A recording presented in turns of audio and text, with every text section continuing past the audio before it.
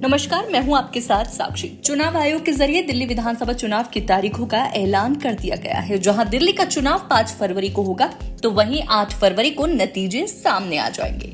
दिल्ली विधानसभा चुनाव के साथ चुनाव आयोग ने उत्तर प्रदेश की विधानसभा सीट के उपचुनाव को लेकर भी बड़ा ऐलान कर दिया, जहां पर चर्चाएं चल रही थी कि 10 विधानसभा सीटें ऐसी हैं जहां पर उपचुनाव होने जा रहा था।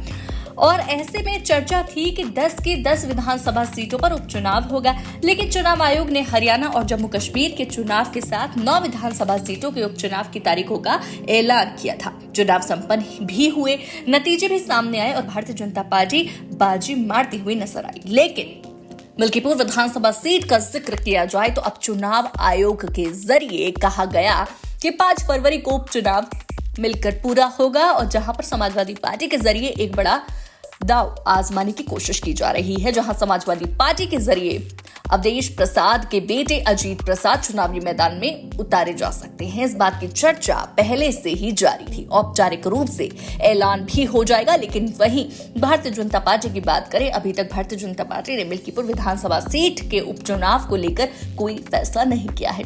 इस बीच में देखा जाए तो ये चर्चाएं नजर आ रही हैं कि भारतीय जनता पार्टी इस बार यादव चेहरे को लेकर आजमाना चाहती है। क्या भारतीय जनता पार्टी में वो चेहरे जो चुनाव लड़ने की कवायद में दिखाई दे रहे थे, लेकिन भारतीय जनता पार्टी उन्हें मौका नहीं दे रही थी।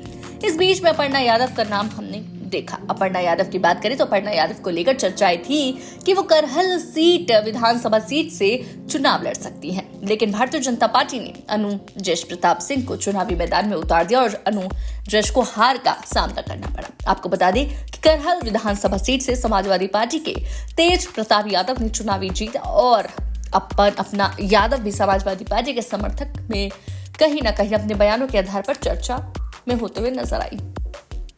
ऐसे में क्या एक बार फिर से मलकीपुर पर अपर्णा यादव समाजवादी पार्टी का साथ देने के लिए मजबूर हो जाएंगी, या फिर भारतीय जनता पार्टी और अपर्णा यादव पर इस एक विधानसभा सीट के उपचुनाव पर दांव आजमाते हुए नजर आ सकते हैं?